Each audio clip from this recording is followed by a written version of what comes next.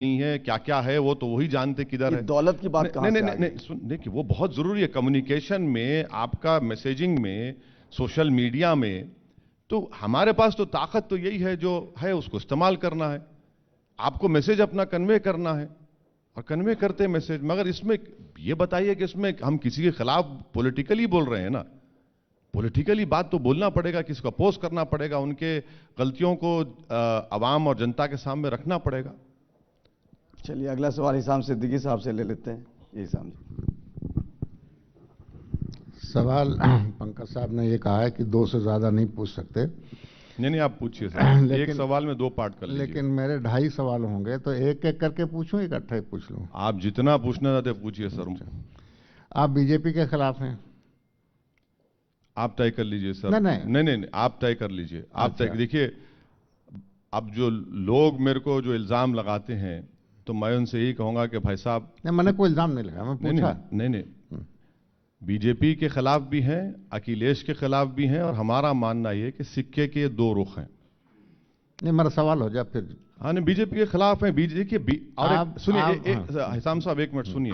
आपको मिसाल देता हूं मैं क्यों बीजेपी के खिलाफ हूं और क्यों अखिलेश बीजेपी के साथ हैं। अनलॉफुल एक्टिविटीज प्रिवेंशन एक्ट 2019 जून में पार्लियामेंट में पास हुआ, जिसमें अमेंडमेंट लाया गया कि दिल्ली में एनआईए का एक इंस्पेक्टर लखनऊ में बैठे हुए किसी एक मुसलमान को टेररिस्ट घोषित कर सकता है।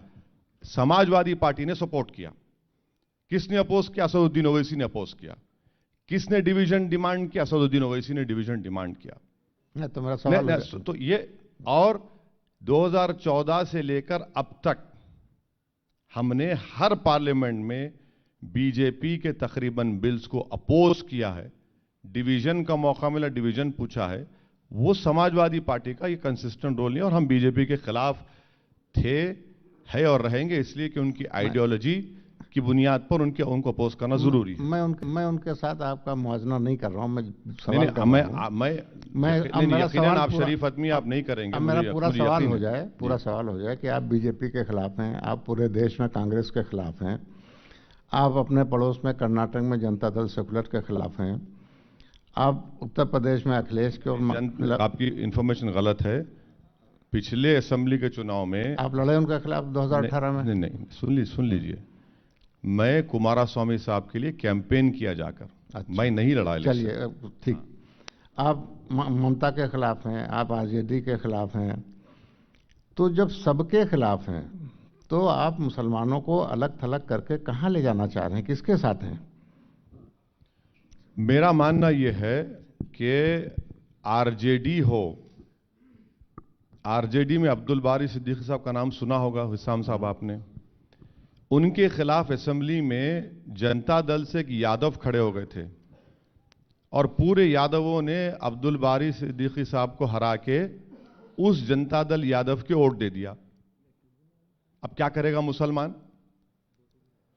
यहां पर अखिलेश यादव के हम खिलाफ हैं, 75% मुस्लिम ने वोट दिया। भाई, जो 75% हिंदू भाइयों ने बीजेपी को वोट दिया, यादव भाग गया। तो अखिलेश यादव में हिम्मत नहीं है, ना बहनजी में है, कि भाई वो पासी, धोबी, वाल्मीकि और यादव जो चला गया, वो उसको नहीं बोलते कि वो वोट काट दिया। उनसे सवाल नहीं किया जाता कि तुम सेकुलरिज्म की तायद नहीं कर रहे हो। यहां पर मसला यह है कि इन तमाम को बड़ा पेट में दर्द हो जाता है जब मुस्लिम पॉलिटिकल एम्पावरमेंट की बात करते हैं। बंगाल की बारे में बात है, वहां पर सोशल इंडिकेटर्स आप देख लीजिए, बदतरीन हालात हैं। पर ऐसा वैसे साहब, आप जो बात कर रहे थे मुलायम सिंह यादव और अखिलेश यादव की, 2007 में यूपी के मुसलमानों ने बीएसपी का साथ दिया, 2012 में समाजवादी पार्टी के साथ रहे, बीच में 2009 का लोकसभा चुनाव हुआ, जब मुलायम सिंह यादव और कल्याण सिंह का साथ हुआ तो वो कांग्रेस के साथ भी चले गए। तो वो भी तो अपनी प्रायोरिटीज बदलते रहते हैं, उनके पास बड़ा एजेंडा है बीजेपी को हराना है। नहीं, यकीनन देखिए, वोट डालना तो किसी का जमहूरी हक है। यही तो मैं कह रहा हूं ना कि जब कोई वोट डालेगा तो अपने पसंद से डालेगा, मेरे खिलाफ भी डाल सकता है। अगर ओवैसी कल्याण सिंह के साथ फोटो के फ्रेम में आ जाता, तो अगर ओवैसी मोहन भगवत मुलायम सिंह के साथ बैठे हुए अगर मैं पीछे खड़ा होता, तो वो तो फंक्शन था। अरे ही तो हम कह रहे हैं ना कि आपके लिए फंक्शन है, हमारे लिए डिसफंक्शन हो जाता ना वो। आप करेंगे तो बड़ा निराला काम है, आप कर सकते, और हम सिर्फ पॉलिटिकल एम्पावरमेंट की बात कर रहे हैं तो चरागपा हो जाते हैं, गुस्से में आ जाते हैं, बोलते वो माहौल खराब कर दे रहे हैं, कभी वो जैसा बोले कि इल्जाम लगता है उन पर। नहीं, आप मन से ऐसी ऐसी बातें कहते हैं ना कि क्या? दरी बिछाने का काम कब तक करोगे? आप बिल्कुल ऐसी ऐसी बातें बिल्कुल कहते हैं सही है। प्रधानमंत्री ने देश की हर मंदिर का जिक्र किया, जैन मंदिर का जिक्र किया। प्रधानमंत्री तो देश का है ना, सिर्फ हिंदू मजहब का तो प्रधानमंत्री नहीं है। मतलब आप कह रहे हैं मंडल और कमंडल पे यूपी का चुनाव। मंडल कमंडल पुराना हो गया, अच्छा। राष्ट्र और कम्युनलिज्म 2 C's के ऊपर।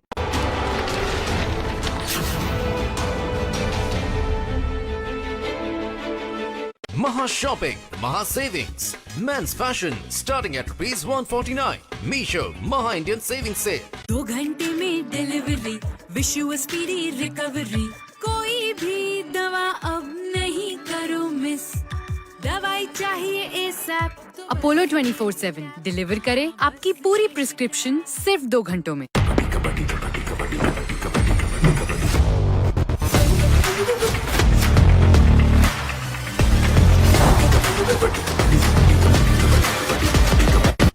देश की मिट्टी से जुड़ा है ये खेल और इस मिट्टी से जुड़े हैं आप और हम।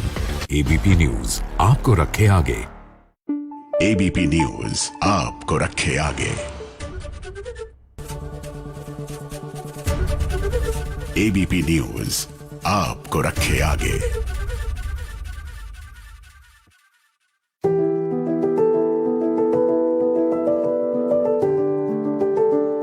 लता मंगेशकर, हिंदुस्तान की स्वर कोकिला। लता मंगेशकर को भी कोरोना ने अपनी चपेट में ले लिया है। आईसीयू में एडमिट हो गई हैं लता मंगेशकर। लता मंगेशकर को मुंबई के ब्रीच कैंडी अस्पताल में भर्ती कराया गया है। लता मंगेशकर शनिवार रात से ही अस्पताल में भर्ती हैं। कोरोना की वजह से लता मंगेशकर को निमोनिया हो गया था और उनकी तबीयत अच्छी नहीं बताई जा रही। लता मंगेशकर 92 साल की हैं। कोरोना के मामले हाल ही में काफी तेजी से बढ़े हैं। बॉलीवुड के कई सितारे कोरोना की चपेट में आए हैं। उम्मीद करते हैं लता मंगेशकर जल्द से जल्द ठीक हो जाएं। और आप सबसे भी यही अपील कि मास्क जरूर लगाएं और सारे कोविड प्रोटोकॉल्स का पालन करें।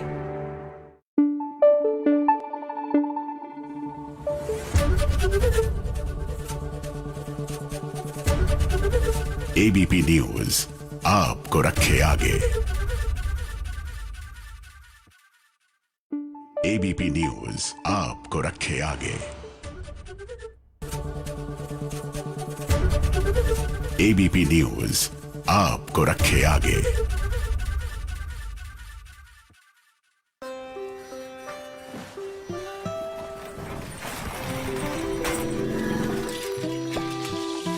सेंटिमेंट्स अलग अलग पर सवाल एक, इस बार कौन बनेगा मुख्यमंत्री? क्योंकि सवाल सिर्फ सरकार बनाने का नहीं, सबका भविष्य बनाने का होना चाहिए। देखिए कौन बनेगा मुख्यमंत्री रोज शाम 6 बजे सिर्फ एबीपी न्यूज पर। को प्रेजेंटेड बाय मार्वल चाय, हर लम्हा नया हो जाए। डाबर रेड टूथपेस्ट दांतों की समस्या रखे कोसों दूर। को powered by Signature Global City 92 sector 92 Gurugram premium independent floors. Rajesh Masala और राघव भोग चक्की आटा टेस्ट मस्त जबरदस्त ट्राई कीजिए। केसरी मरहम एवं तैलम 1957 से दर्द पे सबसे ज्यादा असरदार।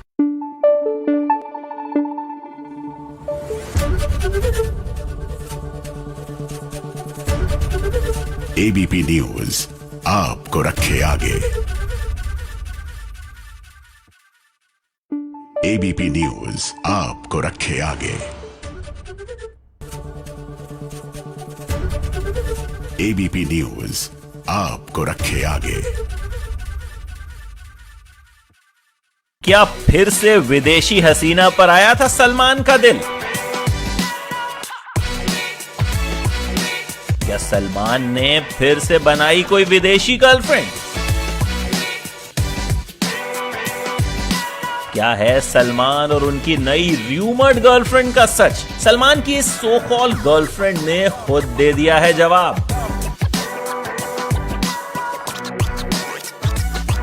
सलमान की जिंदगी में कई हसीनाएं आई और उनका दिल कई बार टूटा। सलमान का नाम कई विदेशी बालाओं के साथ जुड़ा। हाल ही में एक और विदेशी एक्ट्रेस के साथ सलमान का नाम जोड़ा गया। ये हैं हॉलीवुड एक्ट्रेस समांथा लॉकवुड, जिन्हें सलमान की नई गर्लफ्रेंड बताया जा रहा था। समांथा को सलमान की बर्थडे पार्टी पर देखा गया था। वो सलमान के साथ जयपुर में एनसीपी नेता प्रफुल्ल पटेल के बेटे की शादी में भी गई थी। इसी के बाद से खबरें आने लगी कि सलमान और समांथा में कुछ तो चल रहा है। हालांकि समांथा ने पहले ऋतिक रोशन से भी मुलाकात की थी, पर उनसे जुड़ी खबरें तब ज्यादा आईं जब वो सलमान खान से मिली। सलमान और समांथा की मुलाकात के बाद तो इनके अफेयर की खबरें तेज होने लगी। अब विदेशी हसीनाओं की तरफ भाईजान का झुकाव होता भी है, इसलिए इन खबरों को सच भी माना गया। जब सलमान से उनका नाम बार बार जोड़ा जाने लगा तो अब समांथा ने तोड़ी है चुप्पी और को रखे आगे। घंटी बजाओ को presented by SRMB TMT champions की पसंद। ग्रीन फ्लाई देश का पहला जीरो एमिशन प्लाईवुड। आप मन से ऐसी ऐसी बातें कहते हैं ना कि दरी बिछाने का काम कब तक करोगे। बिल्कुल सही है। प्रधानमंत्री ने देश की हर मंदिर का जिक्र किया, जैन मंदिर का जिक्र किया। प्रधानमंत्री तो देश का है ना, सिर्फ हिंदू मजहब का तो प्रधानमंत्री नहीं है। मतलब आप कह रहे हैं मंडल और कमंडल पे यूपी का मंडल कमंडल पुराना हो गया। कास्ट और कम्युनिज्म 2 C's के ऊपर। Maha Shopping, Maha Savings, Men's Fashion starting at ₹149. Meesho Maha Indian Savings Sale on 11 Jan. Download the app now. अब क्या करें? 2 घंटे में delivery, wish you a speedy recovery. कोई भी दवा अब नहीं करो मिस, दवाई चाहिए ASAP। अपोलो 24/7 डिलीवर करे आपकी पूरी प्रिस्क्रिप्शन सिर्फ 2 घंटों में। ABP न्यूज आपको रखे आगे। ABP न्यूज आपको रखे आगे। भैया चलो चलो चलो।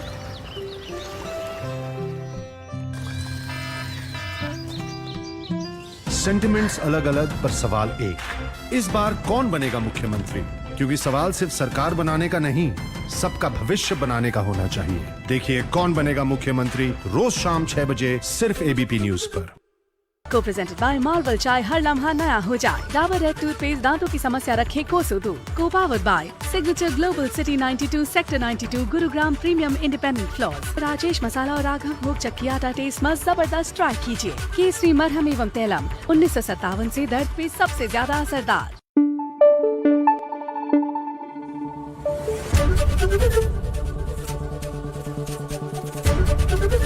ABP न्यूज आपको रखे आगे। ABP न्यूज आपको रखे आगे। ABP न्यूज आपको रखे आगे। दांव पर 2500 करोड़ रुपए। सलमान, शाहरुख, आमिर या अक्षय पर नहीं, सबसे बड़ा जिम्मा है बाहुबली के राइटर पर। KV विजेंद्र प्रसाद, फिल्म बाहुबली के राइटर और बाहुबली के डायरेक्टर SS राजामौली के पिता। अगर कहा जाए कि ये राइटर इस वक्त बॉलीवुड में सबसे ज्यादा डिमांड में है तो गलत नहीं होगा, क्योंकि खबर है कि इन पर 2500 करोड़ रुपए का दांव लगा है।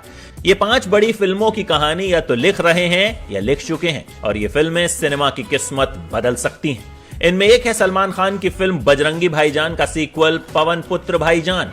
सलमान पहले ही ऐलान कर चुके हैं कि यह फिल्म बन रही है और इसकी कहानी लिखी जा चुकी है। हालांकि विजेंद्र प्रसाद का कहना है कि कहानी पर काम अभी चल रहा है और वो इसे इस साल पूरा कर लेंगे। अब सलमान ने ऐसा क्यों कहा ये तो सलमान ही बता सकते हैं, लेकिन एक बात तो तय है कि यह फिल्म बन रही है। दूसरी फिल्म जिसे बाहुबली के राइटर ने लिखा है वो है RRR। ये भी एक बड़े बजट की फिल्म है और फिलहाल इसकी रिलीज कोरोना की वजह से टली हुई है, लेकिन यह तय है कि यह फिल्म जब भी आएगी धमाल करेगी, क्योंकि इस फिल्म को लेकर क्रेज गजब का है।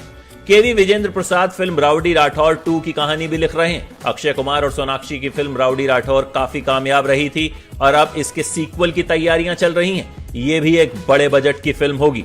खबर है कि फिल्म सीता द इनकारनेशन की कहानी भी विजेंद्र प्रसाद ही लिख रहे हैं। इसमें कंगना रनौत सीता के किरदार में दिखेंगी और यह भी काफी बड़े बजट की फिल्म बताई जा रही है। महाभारत पर भी एक फिल्म बनने की खबर है। इसे आमिर खान का ड्रीम प्रोजेक्ट कहा जा रहा है और इसका जिम्मा भी केवी विजेंद्र प्रसाद को ही मिलने की खबर है। बाहुबली के बाद से केवी विजेंद्र प्रसाद की डिमांड काफी बढ़ी है। जिस तरह बाहुबली से प्रभास पैन इंडिया स्टार बने, उसी तरह की उम्मीद अब हर सितारा कर रहा है, क्योंकि बॉलीवुड में अगर सबसे ज्यादा कमी है तो वो है कहानियों की, और अगर अच्छी कहानी मिल जाती है तो आधा काम हो जाता है। ऐसे में बाहुबली के ये राइटर इस वक्त बॉलीवुड के लिए काफी जरूरी हो गए हैं और इन पर करीब 2,500 करोड़ रुपए दांव पर लगे हैं।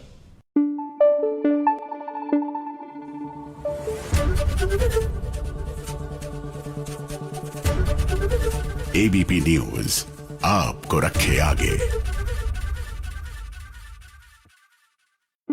एबीपी न्यूज आपको रखे आगे। एबीपी न्यूज आपको रखे आगे। ये कटरीना से शादी करने की खुशी है।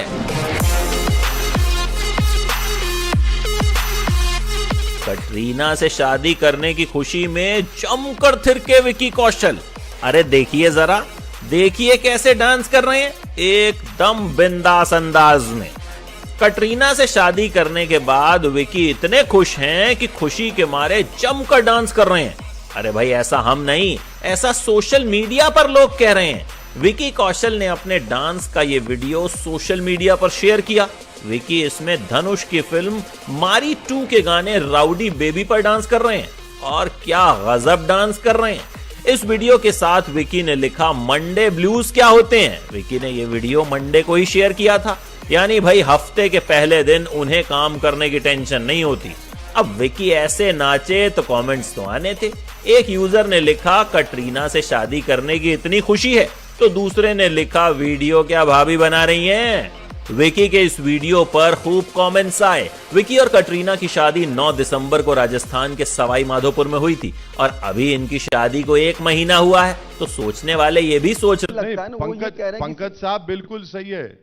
एक दिन आप और हम साथ चलेंगे, बगैर खामोशी से जाके देखेंगे दरी कौन बिछाता है समाजवादी के मीटिंग में, देख लीजिए। आपको ये जानकारी कौन देता है? अरे भाई, वीडियो भिजाएं क्या आपको? मैंने तो नहीं देखा। नहीं, मैं भिजाता हूं वीडियो, आपको देख लीजिए वीडियो। हम ये कह रहे हैं कि दरी क्यों बिछाएंगे आप मंच पे बैठिए। अलीगढ़ का एक 10 साल का एमएलए है जमीरुल्लाह, वो तो मैंने कहानी सुन ली। कहानी नहीं है वो, ये इनका माइंडसेट है, ये इनका बर्ताव है जो इनके दिमागों में बैठा हुआ है कि मुसलमान हमारे बाजू क्यों खड़ा हो सकता है। मुझे बताइए, आज आप आजम खान साहब को बहुत मिस कर रहे हैं। नहीं, मिस नहीं कर रहा हूं मैं देखिए, मैं उनसे नाइंसाफी हुई उसका जिक्र कर रहा हूं। वो समाजवादी पार्टी में है, हम उस समाजवादी पार्टी का अपोज करेंगे। मैं आपको एक मिसाल दे रहा हूं कि आजम खान साहब के मंत्रालय में अपॉइंटमेंट होता है तो मोदी जी उनके खिलाफ इंक्वायरी लगा देते हैं, और यहां पर रिवर फ्रंट का बड़ा नाम लेते हैं, हर मीटिंग में रिवर फ्रंट का नाम लेते हैं। दोनों एक दूसरे के खिलाफ लड़ रहे हैं। और अरे देखिए, ये आप इशारों में क्या कहना चाह रहे हैं? लड़ रहे हैं, मगर आजम जेल में क्यों है? फिर आजम के खिलाफ इंक्वायरी क्यों हो रही है? मतलब आप कह रहे हैं दोनों मिले हुए हैं जी? कौन इस टाइप की बात कह रहे हैं आप? कौन? आप मतलब समाजवादी पार्टी और बीजेपी के बीच? उस मामले में मिले हुए हैं, मलई खाने के मामले में। कौन से मामले में? जो मलई खाने का मामला है उसमें मिले हुए हैं, और जहां पर आजम की बात आ जाती है उनको केस बुक हुआ था उनके ऊपर। ये हो रहा है ना भाई। बीजेपी के आप हर जनसभा में सुनिए करप्ट हैं, उसमें ये किया। भाई तो करते क्या है फिर? आप कुछ नहीं करते ना। जांच चल रही है बहुत सारी। हाँ, जांच तो आजम के खिलाफ भी जांच चलनी चाहिए थी। जांच क्यों? जांच भी हो गई और उनको जेल में भी डाल दिया, जेल में डाल दिया। और बकरी चोरी का, और मुझे बड़ी हैरानी हो रही है, मुजफ्फरनगर दंगों के बाद आजम साहब के साथ यकीनन वो आजम खान साहब नहीं, हमने जो कहा उस पर आज भी हम स्टैंड करते हैं। इसीलिए हम कह रहे हैं कि नंबर ऑफ मुस्लिम्स जीतना जरूरी नहीं है, ऐसे मुस्लिम एमएलए जीते जो सच्चाई को बयान कर सकें, जो जुल्म के खिलाफ हक के लिए लड़ें। ओवैसी साहब, आप बहुत अच्छे कम्युनिकेटर माने जाते हैं। आप जब भाषण देते हैं तो बहुत जोशीले भाषण होते हैं आपके बारे में कहा जाता है कि आप जब बोलते हैं तो आप बोलते नहीं बल्कि गरजते हैं। लेकिन ऐसी क्या वजह है कि आप पर वोट बरसते नहीं? कहाँ आपको लगता है चूक है, जबकि आप बहुत अच्छे कम्युनिकेटर हैं? सर ये बात होगी ना कि लोग सुनने तो आते हैं, सुनने नहीं आते हैं। देखिए CSDS का डेटा है कि हर पॉलिटिकल पार्टी की जनसभा में जो लोग आते हैं उसमें 25% उस पार्टी को वोट नहीं देते। बिहार में हमको कामयाबी मिली, महाराष्ट्र में हमको कामयाबी मिली, 22 साल के शिवसेना के MP को हमने हराया। हमारे वहां 2 विधायक भी हैं महाराष्ट्र में। हाँ, बंगाल के जो चुनाव था बिल्कुल ही शॉर्ट टाइम मिला, हमारा संगठन मजबूत नहीं था, और फिर बीच में कोविड की सेकंड लहर इतनी तेजी से बढ़ गई, तो यकीनन वो हम लोग जिस तरह से ऑर्गेनाइजेशन को मजबूत करना था नहीं कर सके। मगर अब की बार उत्तर प्रदेश में मुझे यकीन है कि पहले से बेहतर हमारा परफॉर्मेंस होगा। वैसे साहब, ये जो यूपी का जो चुनाव है ना, कहा जा रहा है कि ये 2024 के चुनाव से पहले सेमीफाइनल जैसा है।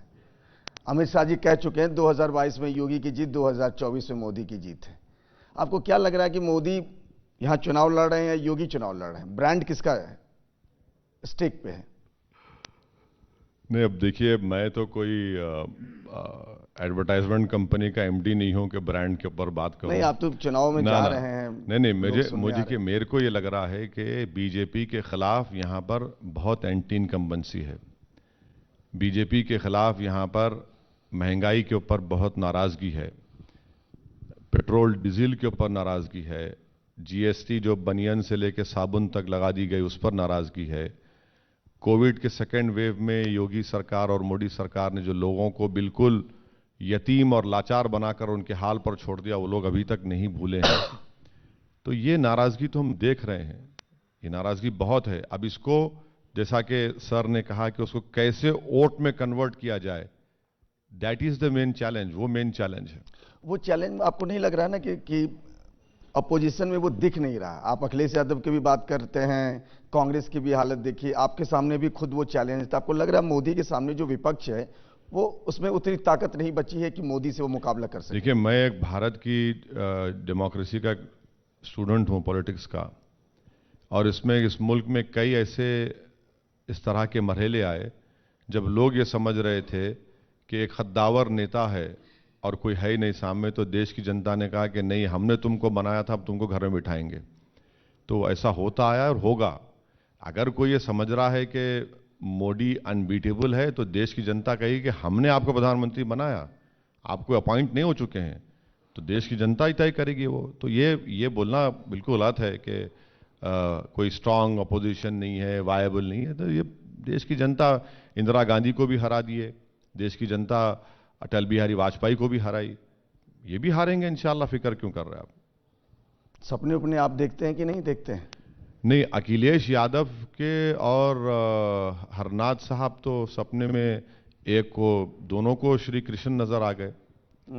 अब ये अजीब बात है कि सपने में आकर इनको कह रहे हैं कि भाई बाबा योगी आदित्यनाथ जो है वो मथुरा से लड़ें, और अखिलेश यादव साहब ये कह रहे हैं कि उनको कृष्ण ने आकर कह दिया कि बेटा तू बन गया है मुख्यमंत्री, तो भाई आप दोनों चले जाइए ना, जाकर भगवान का नाम लेकर गवर्नर को बोलिए कि हमको बना दीजिए मुख्यमंत्री, शपथ दिला दीजिए। ये क्या मजाक है कि ख्वाबों को देखकर आप करेंगे? आपके ख्वाबों ना, योगी के ख्वाब में गंगा पर तैरती हुई लाशों के नज़ारे ख्वाब में नहीं आते। हाँ, आपको वो ख्वाब नजर नहीं आता कि 70 लाख नौकरियां आपने देने का वादा किया, उन ख्वाबों को आपने चुकनाचूर कर दिया जो आपको वोट दिए थे। ये सपनों के सौदागर पिक्चर में अच्छा नजर आता है। अपने लिए हम ख्वाब क्या देखेंगे? कितना ख्वाब देखेंगे? आज हम यहां तक पहुंच गए, हम तो सोचे भी नहीं थे कि 94 में कि एक दिन घोषणा पत्र में पंकज झा के सामने बैठकर हमारा इंटरव्यू होगा। चलिए, मैं रणवीर यूपी में बहुत घूमते हैं, ये भी आपसे कुछ सवाल करना चाहते हैं। वैसे साहब, आपको लगातार कवर करते हैं, कभी आप मुख्यमंत्री का नाम लेते हैं, कहते हैं कि वो ठाकुरों का राज चला रहे हैं, कभी अखिलेश जी को बोलते हैं वो यादवों को थानों में भर लेते हैं, बहन जी के बारे में दलितों को लेकर कहते हैं। तो क्या आप कहना चाहते हैं कि यूपी में सिर्फ जाति का राज चल रहा है, सरकार का राज नहीं है? देखिए, अमित शाह ने कहा था निजाम, तो हमने कहा राज, योगी राज। हमने कहा आर से रिश्वत, आर से ए से अपराध या आतंक, और जे से जातिवाद। यही हो रहा है, यही हो रहा है ना उत्तर प्रदेश में। चलिए निकाल दीजिए आप टेनी को, क्यों नहीं निकालते? आज उत्तर प्रदेश के हर थानों में जाकर देखिए, आपको एक ठाकुर ऑफिसर मिल जाएगा। जब अखिलेश थे तो यादव ऑफिसर मिलता था आपको। पार्लियामेंट उठाकर देख लीजिए, पार्लियामेंट में हर समुदाय का रिफ्लेक्शन है। अगर किसी का नहीं है तो मुसलमान का है। 23 जीतते हैं, क्यों भाई? क्यों कितने कम जीतते हैं? 300 बीजेपी के पास एमपी हैं, एक मुसलमान नहीं है इनके पास, न वहां है ना यहां है। तो ये सच्चाई है, ये रियलिटी है। उत्तर प्रदेश के चुनाव कास्ट और कम्युनलिज्म 2 सीट पर जीता जाता है, और जनता वोट भी डाल रही है उन लोगों को। मतलब आप कह रहे हैं मंडल और कमंडल पे यूपी का मंडल कमंडल पुराना हो गया। अच्छा। कास्ट और कम्युनलिज्म 2 सीट्स के ऊपर, 2 सीट्स के ऊपर चल रहा है। क्यों भाई? क्यों बनाया अनुप्रिया पटेल को मंत्री? बाघेल साहब को क्यों बनाए? क्यों बनाए? तो क्या वो इसलिए बनाए क्योंकि आगरा के अतराफ में 29 असेंबली सीट है जहां पर बगैर बाघेल साहब के जीत नहीं पाएंगे, इनको कुर्मी वोट होना। तो यही तो देखिए, आप खुद प्रैक्टिस कर रहे हैं ना। 2014 के बाद चीजें बदल गई हैं। अरे बदला कौन? नहीं, पहले जो रोजा इफ्तार होता था वो नहीं होता है। सुनिए एक बात सुनिए, नहीं, एक बात सुनिए। 2014 में भी 6% मुसलमानों ने बीजेपी को वोट दिया, 2019 में भी 6% दिया। किसका वोट बड़ा बताइए? क्यों नहीं बोलते आपके हमारे हिंदू भाइयों ने बढ़कर बीजेपी को वोट दिया? 34% से नरेंद्र मोदी को 44% हिंदू वोट मिला, और उनके इंडिया अलाइज मिला लिए तो 51% पॉपुलर वोट मिल गया। मुस्लिम वोट तो 6% पर है ना। इसीलिए मैं कहा कि मुस्लिम वोट बैंक कभी इस देश में था ही नहीं, ना कभी रहेगा। यहां पर हमेशा मेजॉरिटी कम्युनिटी का वोट बैंक था और रहेगा। तो फिर जो ये सारी चीजें होती थी, सारी तमाम पॉलिटिकल पार्टियां करती थी, आपने खुद देखा होगा 2014 तक ये सब होता था। क्या ये तो उसी मुस्लिम वोटर के लिए होता था ना? यही तो हम कह रहे हैं कि ये मुस्लिम वोटर को दिल बहलाने के लिए, उनको धोखा दिलाने के लिए कि भाई तुम्हारा वोट है, तुम बड़े वोट हो। कहे का वोट तुम्हारा भैया? 50,000 मुसलमान बेघर हो गए मुजफ्फरनगर में पार्टीशन के बाद, और उसके बावजूद भी आप बोलते हैं आप सेकुलर हैं समाजवादी पार्टी को। जरा अकबर अली साहब का सवाल है सर आपके लिए। सर ऐसा है कि कहा जाता है कि नाम जो है इंसान का, जो वालिदैन नाम रखते हैं, उसका शख्सियत साजी में बहुत अहम रोल होता है। आपका नाम माशाल्लाह असद है, यानी शेर है, इसलिए हमारे मुसलमान जो नौजवान लड़के हैं वो आपसे बहुत मुतासिर हैं और आपकी जोशीली तकरीरों पर अपनी जान देते हैं। ठीक है, ये उनके जो जज्बात हैं वो अलग हैं, लेकिन मेरे कहने का सवाल मेरा सिर्फ ये है कि जब इलेक्शन सर पर आता है तो यूपी के मुसलमान आपको याद आते हैं। क्या आपने यूपी के नौजवान लड़के लड़कियों के लिए कोई तालीमी इदारे क़याम का भी कोई इरादा जाहिर किया या ऐसा कर रहे हैं? देखिए, यकीनन है और इंशाअल्लाह ताला वो कायम करेंगे। मगर आप इस बात को भूल रहे हैं कि MIM पार्टी ने अपने सियासी सफ़र का आगाज़ किया 1957 में, और 1985 में हमने इन इदारों का क़याम लाया। तो इसमें बहुत मेहनत जुस्तजू की, यकीनन यहाँ पर भी करेंगे। मगर पॉलिटिकल एम्पावरमेंट से ही तो सब चीज़ें आती हैं ना। अगर मैं पॉलिटिकल एम्पावरमेंट को नहीं जाऊंगा तो फिर वही हो जाएगा कि भाई आप तो वोटों का सौदा कर रहे हैं। पॉलिटिकल एम्पावरमेंट से ही ये तमाम चीजें आएंगी। जब ये तीनों कृषि कानून वापस लिए गए तो आपको याद है आपने मोदी जी के लिए क्या कहा था? नौटंकीबाज कहा था आपने। जी। तो प्रधानमंत्री के लिए आप ये सब भाषा का इस्तेमाल करेंगे? देखिए, प्रधानमंत्री के 3 यार हैं। एक में ड्रामा है, एक में फसाद है। तो ड्रामा पहले आता है। भाई आपने कानून बनाया क्यों? पहले ये आपने बनाया क्यों? जब पार्लियामेंट पुकार कर अपोजिशन कह रहा था कि मत बनाइए, इससे नुकसान होगा, खुद शिरोमणि अकाली दल वो अपोज कर रही थी, आपको छोड़ना पड़ा, आप नहीं सुने। हम कहे कि भाई पूरा अपोजिशन बोल रहा था कि सर इसको स्टैंडिंग कमेटी भिजाइए, तो प्रधानमंत्री ने कहा कि मुझे सब चीज अच्छा क्या है बुरा क्या है मुझे मालूम, और आपने देश के सामने आकर उसको वापस भी ले लिया बगैर कैबिनेट के अप्रूवल के। कैबिनेट में अप्रूवल होकर आप देश को बताते कि मेरी कैबिनेट ने, तो अब इसको क्या बोलेंगे आप? अरे ड्रामाबाजी नहीं है तो क्या है फिर ये? 700 लोग मर गए सिर्फ आपकी अना की ईगो पर, नहीं मुझे बनाना है, मुझे करना है। 700 लोग आज मर गए ना, आप कानून तो वापस ले लिए। मगर उन 700 परिवार का क्या होगा? बोलूंगा, बुरी बात क्या है उसमें? मैं गाली तो नहीं दे रहा हूं ना उनको। कानपुर में आप कह रहे थे कि योगी जी मठ में चले जाएंगे, आप पुलिस अफसरों को धमकी दे रहे थे। देखिए आप लोग भी शिकार हो गए बीजेपी आईटी सेल के। ना हम सुनिए 2 रुपए मिलते हैं उनको एक झूठ ट्वीट करने के। आप आजकल इतनी जानकारी कहां से रखते हैं? समाजवादी पार्टी में ये हो रहा है, वहां 2 रुपये मिल रहा है। अरे आपको एक ऑल्टरनेट मीडिया है जो सच्चाई को लिख रहा है। अच्छा, वो लिख रहा है, अभी जिंदा है अभी वो जी। तो हमने कहा था, ये बीजेपी वालों ने हमारी 45 मिनट की तकरीर में 45 सेकंड का कट एंड पेस्ट करके चला दिया। उसके बाद हमने 3-4 घंटे करने का पुकारने दो बच्चों को जितना पुकारते। उसके बाद हमने 5-4 घंटे के बाद हमने 2 मिनट की पूरी तकरीर डाल दी। उसमें तो हमने हिंदुओं के खिलाफ ना कभी बोला ना बोलेंगे इंशाल्लाह। हमने एक 80 साल के मुसलमान को पुलिस ने एक थाने की उसकी दाढ़ी को नोचा, उस पर पेशाब किया और सरकार उन पर एक्शन नहीं लिया। और आज हम आपसे कह रहे हैं कि हमको वो दी गई इंफॉर्मेशन, कौन थे वो? एक दलित पुलिस ऑफिसर था। कहा कि ओवैसी तुम बोलोगे इस पर? मतलब 2 बोलता हूं मैं। 22 मुसलमान बच्चों को CAA के फायरिंग में उनकी हत्या हुई। जस्टिस रेड्डी सुप्रीम कोर्ट के जज, justice Shah Delhi high court के चीफ जज, उनकी रिपोर्ट है लखनऊ में। एक FIR इशू नहीं होता। वैसे साहब एक बात पूछो जी, आप चुन करना, कभी यूपी पुलिस के अफसर, कभी समाजवादी पार्टी के, कभी बीजेपी के IT सेल ऐसी खबरें लाते हैं जिससे मुस्लिम समाज को डराते हैं। डरा नहीं रहा हूं। कहा जा रहा है। अरे क्यों डराता है? मैं नहीं डरा रहा हूं। डरा रहे तो समाजवादी के लोग हैं, डरा रहे हैं तो बीजेपी और मोदी योगी डराते हैं मुसलमानों से कि इन क्या क्या मोदी ने कहा असेंबली में खड़े होकर कि भाईजान फुला जान क्या क्या कहा। मैंने कहा क्या? आप तो खाली खबरस्तान की बात करते हैं। सुनिए, देश के प्रधानमंत्री आप गए, बहुत अच्छा किया आपने, मंदिर को बनाया काशी विश्वनाथ, बहुत अच्छा किया आपने। मगर प्रधानमंत्री की स्पीच सुनिए आप, जिसको कल हमारे हिलाल साहब एक स्कॉलर इंडियन एक्सप्रेस आर्टिकल बड़ा बेहतरीन लिखे। प्रधानमंत्री ने देश की हर मंदिर का जिक्र किया, जैन मंदिर का जिक्र किया। प्रधानमंत्री तो देश का है ना, सिर्फ हिंदू मजहब का तो प्रधानमंत्री नहीं है। प्रधानमंत्री बोल देते कि भाई मुसलमानों की भी ये मशहूर इबादत गाहें हैं, ईसाइयों की भी है। आप तो बोले ही नहीं। कभी आपको ऐसा लगा जो आपने कभी किसी फैसले का विरोध किया हो, बाद में आपको लगा हो कि नहीं हो हम तब गलत थे? नहीं, हमेशा मैं सही निकला। NJE नहीं, सही कह रहा हूं मैं।